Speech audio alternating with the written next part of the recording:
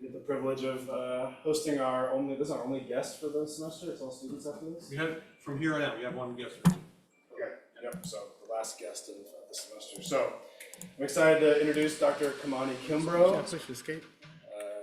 Dr. Kimbrough received his BS in Marine Environmental Science from Hampton University, and then got his PhD from Virginia Institute of Marine Science, VIMS, at the College of William & Mary.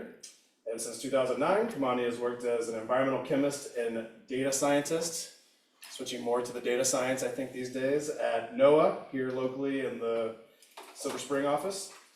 Kimani is also my next door neighbor and fellow neighborhood dad, so I'm extra excited to have him give our seminar to our apartment so I can actually figure out what he does, since there's not a lot of time to talk science between chasing our kids around and occasionally sneaking away for a happy hour.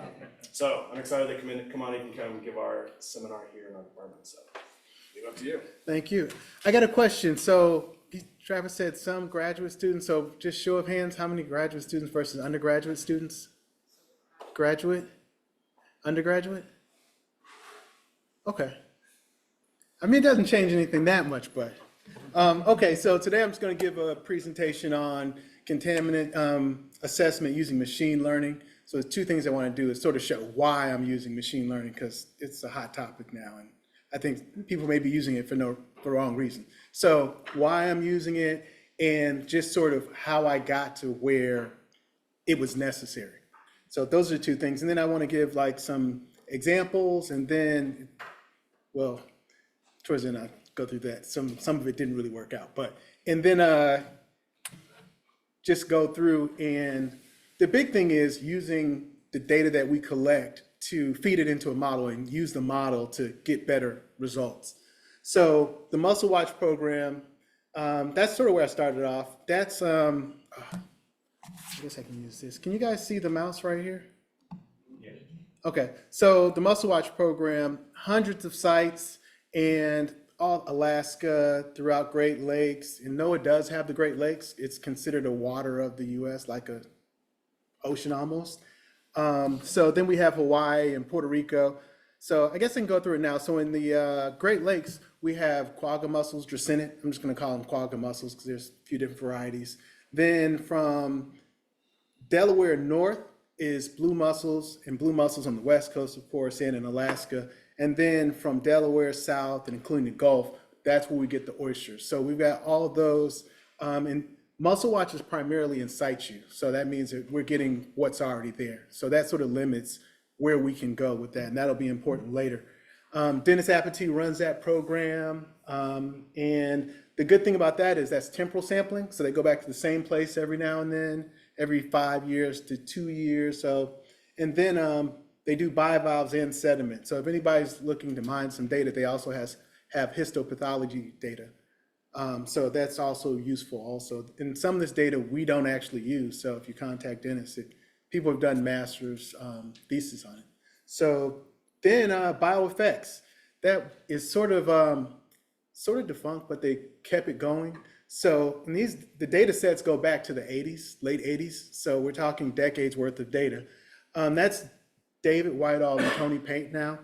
But as you can see with the, it's pretty much estuary based.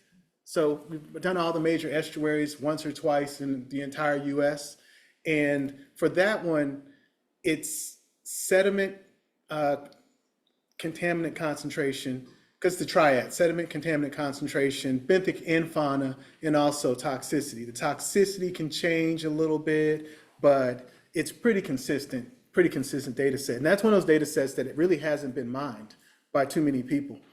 So then the Great Lakes Restoration Initiative, that was what I was doing before I stopped being a chemist. So I did that for 10 years. That was fun. So with that, if you look over here at the GLRI map, those sites that are in there, those are sort of the in situ Muscle Watch sampling sites. So those go back to 1992 when the dracaena species was introduced into the Great Lakes. And one of our boat captains, when we sampled, he said that he was the person that introduced it while he was a captain on a ship from the Baltic. I'm not sure if I believe it, but that's his claim to fame. So the Great Lakes, GLRI, Great Lakes Restoration Initiative. So the other part that we did with the Great Lakes is because it was restoring AOCs, that's where our funding came from through EPA. So you see all of these sites, all these sort of pop-outs. Those are all sites where either a stakeholder asked us to go. So those are more, or we went because we had a pharmaceutical year, we had a PAH year, we went to the Maumee for current use pesticide year. So those are gonna have way more sites in one specific area. And it's like a hybrid between Muscle Watch and BioFETs. So where I come in is national contaminant assessment. In general, I just wanted to go in the field when I want to go in the field, and I just don't want to arrange field work anymore. But that's the beauty of being a data scientist. I can go in the field, but don't have to plan it. For anybody who works in the field, it's a beautiful thing. So what we want to do is sort of create a national safety net. So with Muscle Watch, many times we'll go out and sample, and we'd have like a national polybrominated diphenyl ether report come out. And our stakeholders would say, whoa, I'm the highest one. And then we would go in and do an assessment. So we try to use the monitoring like a net to catch things that are going on that we may not know about. And that's where mining comes in data. Now I can get other people's data and use it along with our data. So then I guess I use Python and R. So even the Bayesian stuff I'm doing is in PyTorch. So it's using gradient descent. I'm not going to show it today, but it's a little bit different than regular, the regular Bayesian. So I don't know if it's cheating or not, but. So this is sort of all the stuff that we sort of look for. So the top one is the zebra mussel. It's pretty small. Then below it are the oysters. We also collect fish and data loggers on the right, temperature, salinity when we're working outside the Great Lakes. The HD, Hesterdindes, that's like a Great Lakes thing. I'd never seen them before I worked with EPA up there. And they're like settling trays. So the bentho sort of comes in and settles on them. They scrape them off after like a month and they sort of measure it. And they actually measure contaminants in them also. So that's pretty interesting. In the Great Lakes, we use mussels, cage mussels, and sometimes we use clams. And interesting enough, even though they feed differently, we would see, the contaminants at high sites would be high for both or low. So you could use either one of them as a sentinel organism, even in a cage like that, which was interesting. The POSIS and the PEDs for the non-chemists are essentially sheets of plastic that absorb contaminants. And the reason why we put them on these moorings with the mussels is because we're not doing water samples, and you can get POSIS and PEDs to sort of absorb. They work in a different range. So you can get them to get more labile, more dissolved contaminants, which is pretty cool. Then, so that's the biotic and abiotic part of it. For analyses for the Great Lakes, we started doing new stuff. So Dr. Eric Davenport, he's doing DNA damage, cellular biomarkers, and omics, metabolomics, transcriptomics on the mussels. And before you try it, they're not anything related to contaminants. We tried it, but they're more related to environmental things. So, and because they have mussels, I guess the thing I should say now is they have the ability to close. So when things get rough, they can close for like a month. And so you sort of have to look for that, especially if you're dealing with low DO, and you have to look for that. So that's when the data loggers come in.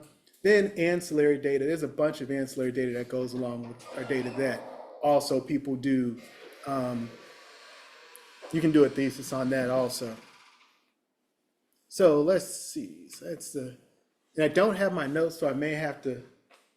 So this is sort of what I'm trying to do. So we have the monitoring data sets, and mainly the monitoring data sets for Muscle Watch, they'll come out, it'll either be like all the Great Lakes for 2 years or all of it. And it takes 2 years. It used to take them 2 years to monitor the entire country. So then they would have either Great Lakes or national. Then we'd also have like a PBDE or, just a one contaminant thing. So that feeds into the data management system. And we often use, as I'll show next, historic data to bring sort of context to what we're doing. Next, in the bottom, we have assessments. So we respond to things like BP oil spill. That was interesting. My part that I did was, I think, from Tampa to Key West. And it sounds great until you see the things where the alligators sort of slide in. I thought it was great, and saw a manatee, but it's the alligator thing. Like it's. So then we also responded to, I don't know if you heard of Taylor Energy. They had a leak in the middle of the Gulf for years, and they go back and forth with litigation. So that was our group that sort of went out there, and that data is included in here also. BP oil spill data is in here. Then we respond to things like Katrina after that. So the data set, that assessment data set, and remediation effectiveness. So you'll have high levels, low levels. So it just has it's different than the monitoring, which is sort of clean data, reference data. So then over there with the data management, we feed everything into there, and then we have these summary reports. Historically, the summary reports may do all data from one particular program. But what we're trying to do is break down those stovepipes. So our last summary report included sediment from Mussel Watch, the assessments, and it just included data from everywhere. So that's more of an efficient use of resources. And then we can use that to instruct us on where we go sampling. So, and then for all of that, my supervisor said, let everybody know that we have a dashboard coming up that will allow you to visualize and download the data and do some of the things that I'm using it for here. Okay, so finally I'm at the data. So you actually may need to see. Did I click on the right one? No, it was high flow controls. Okay. Okay, so this is from the hybrid GLRI data. This is Milwaukee. And what I'm trying to show here is just how using historic data is useful, and also why monitoring is useful, because people are starting to not want to monitor anymore and only respond. So that's just a relevance issue. So this is from Milwaukee, purple arrow right over here on the left of the top map. And then, so I want to bring your attention to the distribution, the histogram. Counts on the y-axis and concentration in nanograms per gram dry weight on the x-axis. So first we have the green, and the green is sort of how all of our distributions wind up. It's mainly, this sort of almost normally distributed background, baseline. And then we have what we have over here in the red, or the burgundy, that's the tail. That's all the elevated levels. So historically, we would just, sort of characterize things not by toxicity, but just what's in the tail. And a lot of managers want to know about that. So in the middle figure, the blue and the light blue, that comes from all this legend. So I guess I should have said this beginning. This is a graph of over 300 dracaenic muscle sites, tissue sites. So it's muscle tissue, and it goes back to from 2010 to like 2020. So it's a large temporal data set. It's actually all the samples from that previous graph from the Great Lakes. So long story short is, if you look at the red arrow, those are going to be, rivers. And then if you look at the green, those are offshore. So offshore, we see low concentrations, background, and inshore, we see higher concentrations. So the beauty of this is, if you were to be a resource manager and you were just to do your own study, and we see this a lot in the States, you just have enough samples to do high, medium, and low. And you would say, okay, well, I know that out here, the lake is going to be low, and the harbor is going to be, but when you compare it to the entire Great Lakes, all the data we have, you recognize that, hey, the entire Milwaukee, all the rivers and the harbor are amongst the highest in the Great Lakes. So for a lot of managers, that's something that's good to know. Because as scientists, we have propensity to like go to Alaska, like we did a report in Alaska, and it's like high, medium, and low. We got to look at these high sites, and they're like background anywhere else. So it brings a little bit of perspective that's needed to some of our contaminant work. Let's see. So that was just one. You can just click on this. So I just wanted to show like why monitoring is relevant and why putting all this data together, using it is useful. So purpose and philosophy, well, that's going in the wrong direction. There it goes. Okay. So up until that point, that just shows how we historically have done things with the red, yellow, and green. And it is, we do cluster it out, and we'll use probably a ANOVA, like a Bayesian ANOVA, just due to our sampling sometimes is not that well balanced. So an ANOVA, Bayesian ANOVA works a little bit better. So for this is the first time I'm going to introduce like using a model to drive where you sample. So in this case, we're using spatial data, we're using land use to drive where we sample. So the land use would be, in a machine learning context, would be your features, and we're trying to predict either toxicity, also chemistry, chemistry, so high, medium, and low, we can try and predict that. But so the big thing here is, the reason why I'm showing this is that when you start doing machine learning, you don't have a sample design. That's why we're using it. So with those other studies I showed, it's a well laid out, hypothesis tested sample design. So it's easy to test. You run your ANOVA, you set up your stratum, you're good to go. But when you bring the data together from multiple years, different, it gets messy and it's not balanced at all. And I'll show some of that with our national data. So that's where we started using machine learning and Bayesian and some of these other techniques. So the first thing you have to do in machine learning when you're bringing this together is a lot of these sites I've never been to. So for the Great Lakes, I've been to like all the sites in the Great Lakes. But, you know, like the Hawaii sites, then they, you know, it's like supervisors go to sample that one. But, you know, I've been to Puerto Rico, I've been to some places, but we don't get to go to all 300 sites. We do get to go to enough, so I'm not complaining. But so the unsupervised part is just sort of looking and characterizing the data just to see what's there.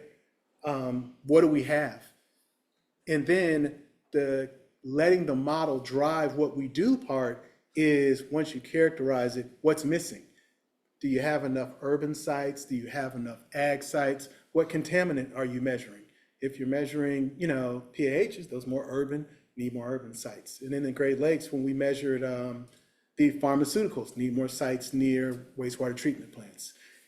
Pesticides, we had to do the Maumee River because, you know, they grow a lot of corn. So depending on where you are, that's sort of where you, now, and the beauty of data mining is I don't have to go out and sample. I can go to EPA's website, I can go to somebody else's website and fill in that gap, which is relatively efficient. And I think that everybody in contaminant chemistry at $5,000 a sample should probably mine as much data as possible before you go and do sampling.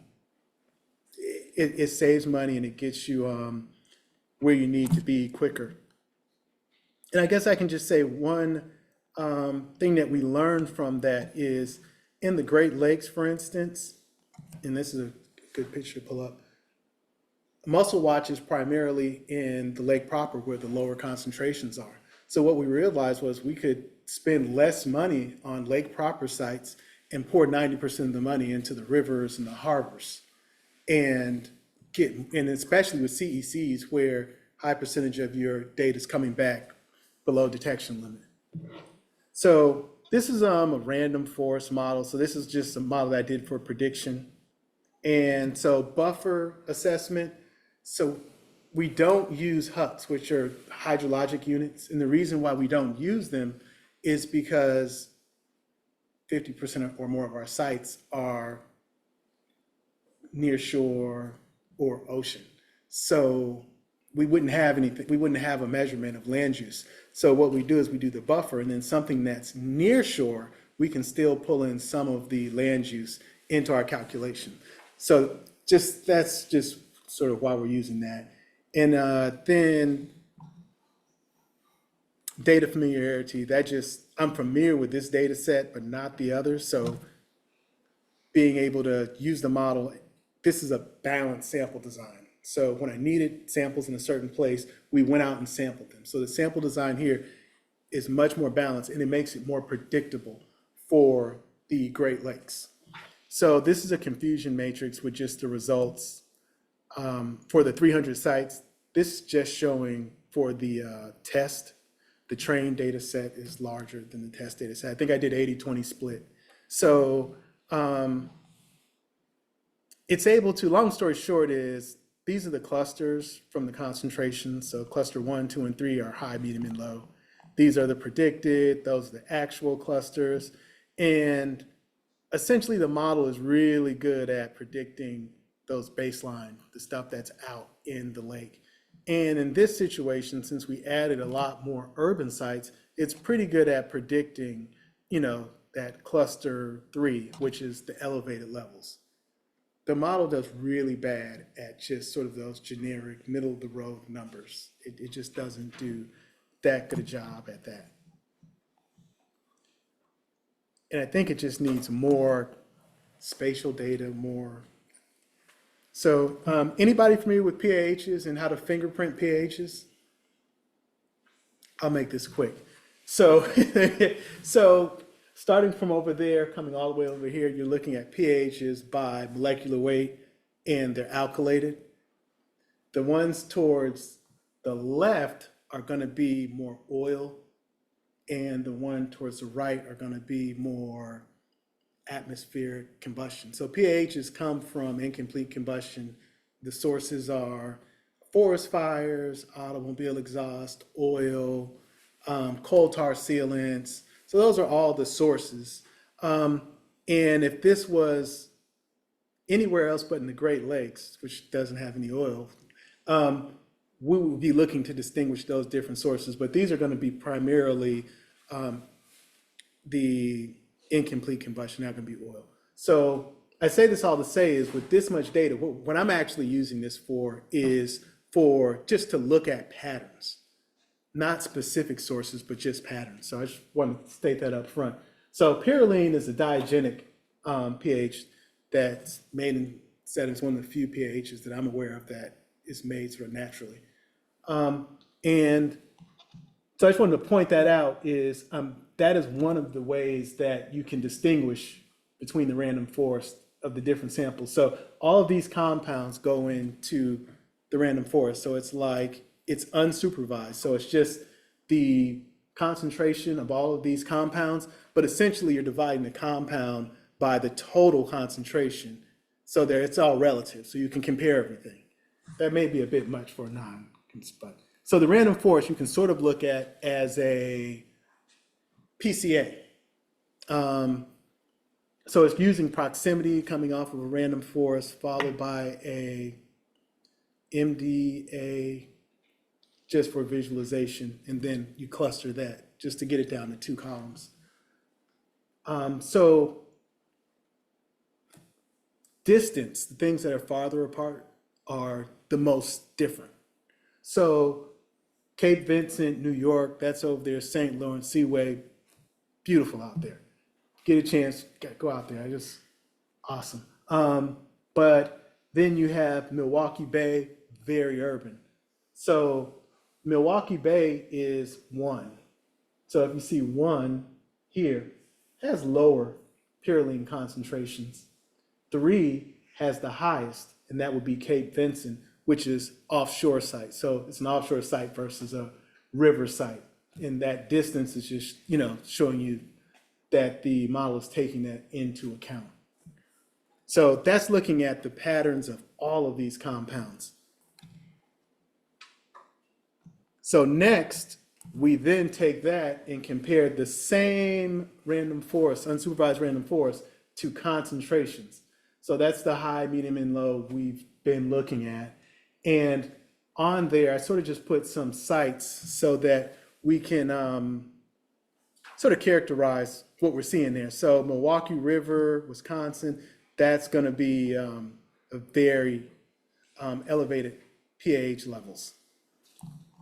Maumee River in Michigan, which is different than Maumee, Wisconsin, is in the Upper Peninsula.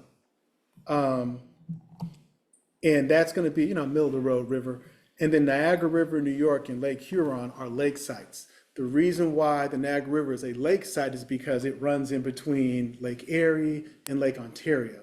So it's clear water. It's not like a river, I guess is what I'm saying. It's a connecting channel. So the contaminants we find in there are analogous to one of the lakes, not an actual river. So if you look at the figure on the right, where the high concentrations are in 2. And then we see over here, that's where Milwaukee River is. So we're seeing that some of the quote unquote source, the pattern that it's looking at is, let's call it urban. Whereas if you go up to Lake Huron and Niagara River, that is 3. And if we come down here to 3, that's dominated by a bunch of sites with low concentration. And to that end, 2, which is the middle, is the thing that I can't predict. It's just tough to predict that.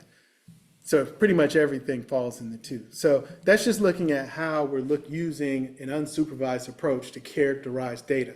The good thing about this is you can also use this on CECs, like pharmaceuticals, but you would do it differently in that you'd probably have to use presence absence because a lot of those are going to be below method detection limit. So, and then you can sort of see wastewater treatment plants versus offshore, which is going to have fewer.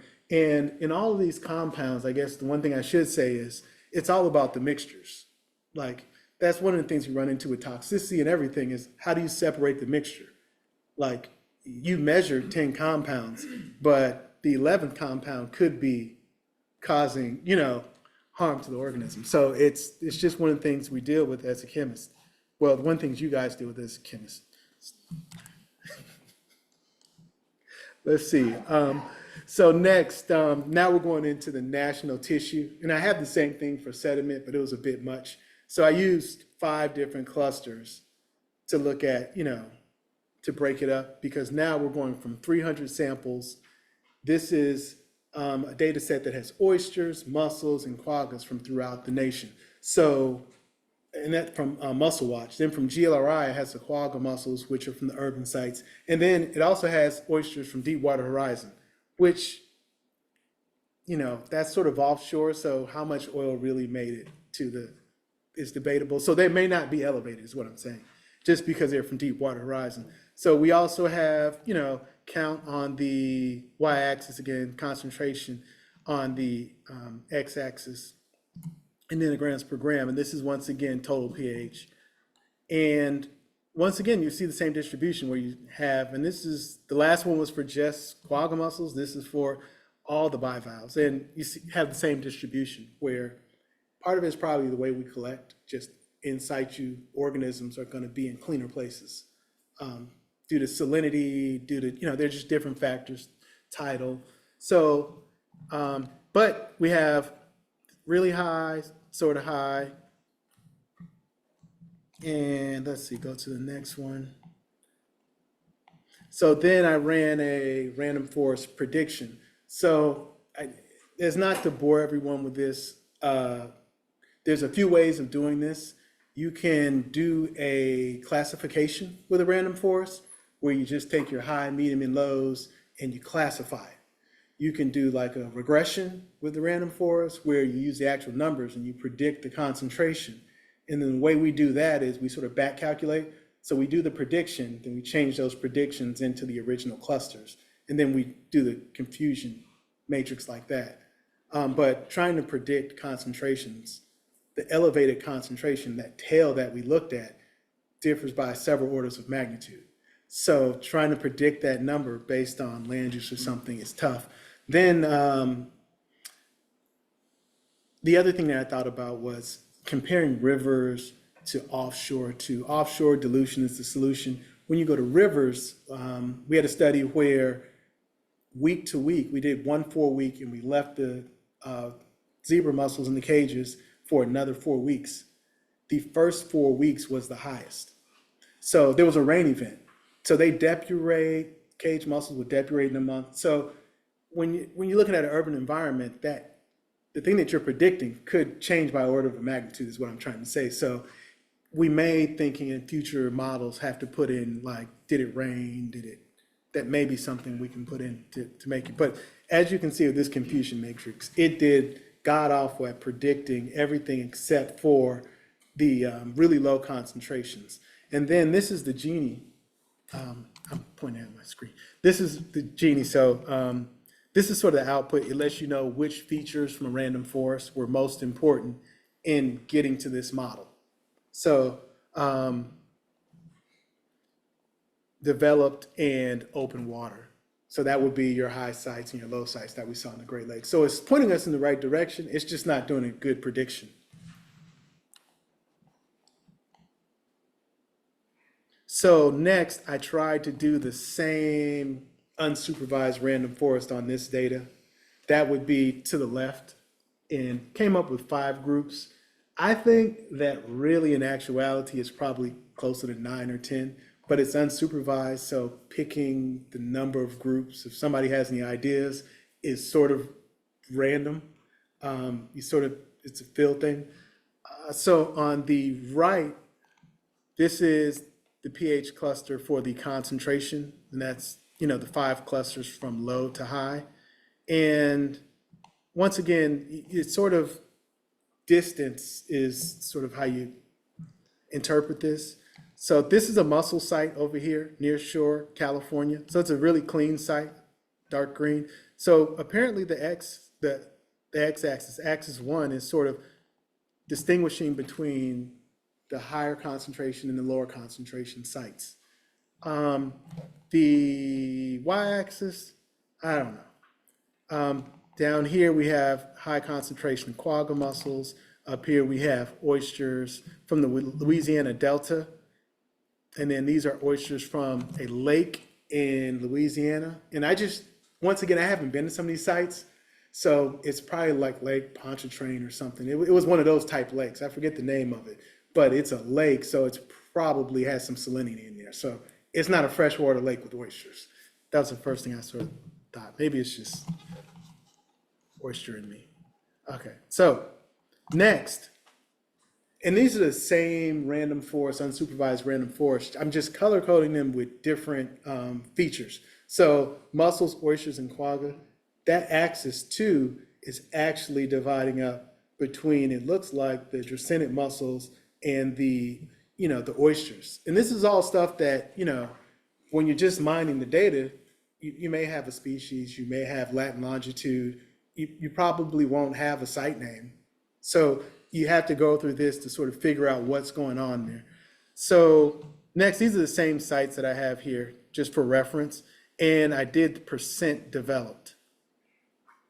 So these sites down here in that box, those are going to be from the dracaenic mussels, because once again, the dracaenic mussels, that was the study that we did where we let the model sort of drive where we sample, which gives us the ability to predict better.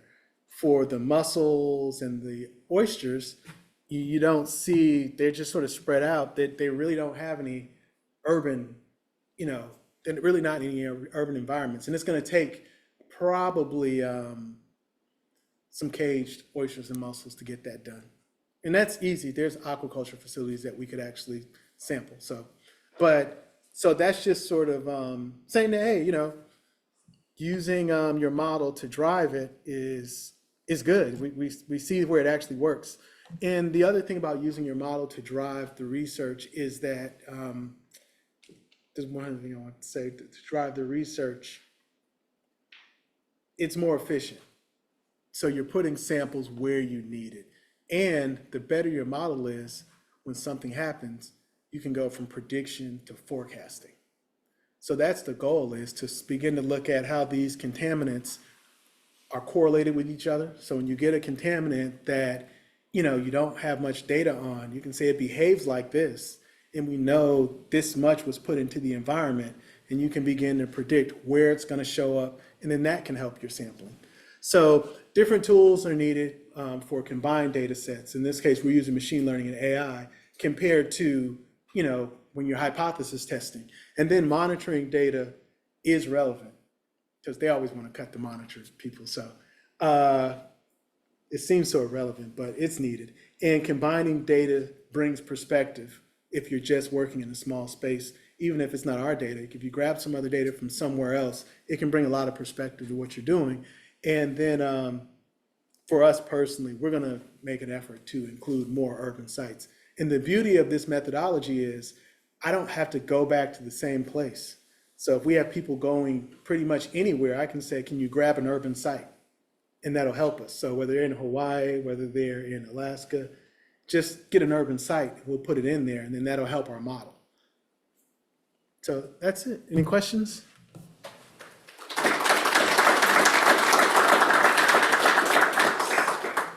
Really interesting talk, a lot of cool techniques that you dove into. You kind of touched on this a little bit, talking about the timing of your sampling. I think you were talking specifically about rivers, but it seems like for a lot of your talk, you focused on where is the best site to sample. Like physically, where should we go, where theoretically there's been a high concentration in the past or whatever. But like, what about periodicity and like seasonality of your, so would you like for example, like a river system, you're gonna have like even dilution mechanics going on when things get, lower, slow. It's one of those things you don't know until you know. Yeah. So for instance, we went after BP, and so we were trying to sample in the wintertime because they don't spawn. And when they spawn, they release gametes and a lot of contaminants because, all the stuff is lipophilic that I'm looking for with this. So we try to go during the wintertime. Well, wintertime in California is rainy season. Oysters in the Gulf spawn multiple times a year. So you almost need to start mining data with this stuff in mind, because how are you going to do, an experiment that takes into account all of this stuff? So and it's tough. Like in chemistry, talking $5,000 a sample for some of the new contaminants. So, and it's hard to sample enough to address the periodicity that you're saying. So if you're using some sort of like an ARIMA model and you're taking out you've got to have a lot of chemistry data to get that done. Yeah. And we're lucky to get, maybe one sample every 4 years. Well, it seems like what you're doing is just pretty promising, because like eventually you probably will be able to solve that question. Because it would be horrible, like you find all these really nice spots that are really high concentration or whatever, and then you just have these flashes that you're missing. And that comes in is putting some sort of term in there. And that's sort of where the Bayesian can come in, is like if we do rain, so that's the beauty of machine learning, is you can start to look at continuous variables like rain. Some of this stuff is, we found out that the metabolome of the zebra mussel was associated with harmful algal blooms.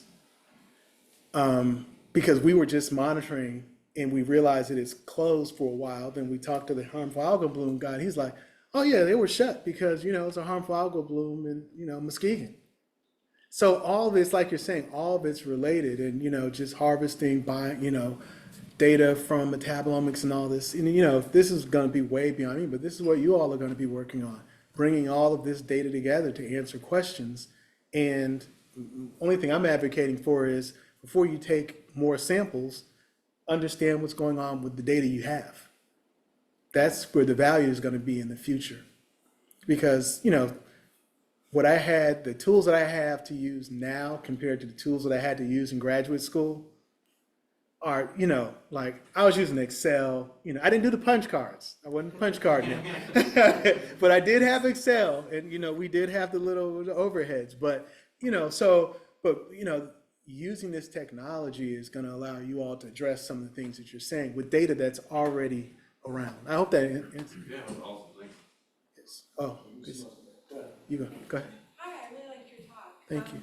I was curious, you mentioned you had some trouble, obviously, with confusion matrix, I saw your mom was having some trouble. And I was wondering if you had explored using any boosting or bagging methods to kind of improve, or maybe even some cross-validation techniques. So I did use XGBoost.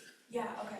So like our Coral people, they're real big on XGBoost. But I wasn't aware of, and it's sort of lazy on my part because I don't think XGBoost does unsupervised. So for me, it's just sort of easy to, and then I've run XGBoost. They come out similar. Regression, just like basic regression or ANOVA, is good for, understanding what's going on, but it's not really all that good. That's why I didn't really show it today. It's not really that great for prediction because it's more linear. but it's not a black box. So let's try to do both. But XGBoost, I've run it. I think it probably is better. But once I get close, I'll use it as a comparison for sure. Yeah, so it seems like besides figuring out where to get more samples, it's useful because it could take data sets from everywhere and predict unsampled areas, right, which your contaminants might be. And we have all sorts of methods for like cross-validation and leave one out validation stuff to like test our model fit or our predictive power of our model, but NOAA seems to be in a good spot where they're already out there doing sampling. Is there any interest in, or any thought that you'll go to some of these unsampled sites to do actual like on the ground validation to see if you're getting these sort of same concentrations and or counts? In my opinion, it's not worth it. So we just did the Gulf. We did 40 sites. It took 3 separate groups, 2 weeks. It was 20 degrees, and you're talking $600,000. So you're saying the model's strong, you feel comfortable enough in the model that if you just saw high concentration sites, you just go out there and monitor those sites and stuff. You wouldn't need, you don't need any more on the ground validation. We do need on the ground validation, but we need on the ground validation that's driven in the right direction. So they're monitoring, and it's a bang for your buck. So it's, how you're spending your resources. So if you got to answer a question about what do you think about this contaminant nationwide, I will be able to give a much better answer using ToxCast database to look at what's over a certain threshold and all this than they will spending $500,000 in the Gulf. So you're saying we don't need to ever do field work? Well, no, and that's not that. Yeah, that's no fun. I'm not saying no field work. I'm saying somebody's got to be doing this stuff. And like I came from this program. That was where I started in Muscle Watch, and I just got frustrated because, it's the government. So we're going to go back to these same sites every single year. And I'm like, I came out of school and I'm like, why are we doing legacy contaminants? There are these things. There are flame retardants. There's pesticides. Well, no. And then, that's why for my project, which was the Great Lakes, we started using POSIS and stuff because a lot of things don't accumulate in mussels. So now you're doubling your matrices. So I'm just saying it's like, it gets expensive quick. And I would just say, let's do the database thing first and then let the model drive where you sample. Right now, I think we're sampling. I don't know. So in that vein, I understand if you want to have a national picture, but what if you have this one river and you've got people that are mad at you and they're saying, we spent $40 million, is it getting better? And so the notion of monitoring this temporal, something that happened in the 70s, have we seen improvement over time? Is there power in this tool to help us with that, or what would be our approach? Yes, so the Great Lakes Restoration Initiative was, I was working with USGS, EPA, Fish and Wildlife, and we had toxicologists, and we actually prioritized all the CECs. And that's where this is sort of coming from, is that's where that figure in the top left is. So if you look at detection frequency, and then if you look at toxicity, you look at the top right, those are going to be prioritizing. And these are CECs. So these are pharmaceuticals. We're using POSIS, we're using tissue, we're using water samples from USGS gauging stations. And that's what I really am gearing towards, is like, how do you fill out that graph so that a manager who's saying, where do we spend our resources and what contaminants should we be looking at? So that will help the person in the river, because it's like, okay, is this concentration high? What's background? Because if it's something that's ubiquitous and you're just looking in your river, it may be futile to try and clean it up. So, I mean, it all works together, I guess is what I'm saying, because we were the monitoring program in that effort, and we were the boots on the ground. Like, I was the only person in that situation who had been to every lake, every major river in the Great Lakes. And, you know, then you had the people, like you were saying, from certain rivers, from certain areas of concern. And that's who we worked for, but bringing perspective to those people. So when I go, yeah, yeah, it's not that high. Like, it's good. And sometimes it's, yeah, you're through the roof, in which case, you know. So I think they're both needed. And I don't want to say that I'm not for sampling. Yeah, could you touch on like the computational intensity of like the stats that I use, like the machine learning, Bayesian methods, and like how much like education have you had to like learn how to master this stuff? Because I think I could apply like these concepts of like random forest and things like that in my realm of like agroecology. I think you totally could. So I'm like a chemist, and I just got tired of asking people to analyze. So I just learned how to code for no reason. And also I had like a side hobby that you saw earlier that I use stats for. But so I mean, you can pick up Python in a year. So when I bring my interns on, everything's done in either R or Python. So I get kids that come in a 10-week program that can't code, and by the end, they're at least able to make a graph. Now, on the flip side of that, I have people who, are ready to retire who still can't code. So I'm saying that you could probably learn a lot faster than I did. But yeah, so in 10 weeks, the average intern can pick it up, and these are sophomores. Have never seen R, never seen Python, so yes. Curious about the supervised classification. So you mentioned that in the early slide, this one that had multiple classes within supervised, that you weren't entirely sure how many classes it would determine, and so I wanted to ask if you manually determine how many classes it determines in supervised, or if it was the model that did it. No, so like when I do the high, medium, and low, I do that. Then I compare I compare the various classes. But with the unsupervised, using the random forest, it's sort of tough. Yeah. It's, because it's not really a number. No. And you can use like for the clustering, you can use like the little elbow thing and to see, how many groups you have. But I'm just not aware of anything for that type of classification, because really nothing you can run it on. And so do you think that just like the three classes like this would be just most useful for like No, well, this I use the elbow. So this I use like MC clust in M clust in R, and it has that thing where it gives you like 4 different ways to determine it. Whichever one it matches, that's the one I use for concentrations. But some of the other stuff is like running. I guess I could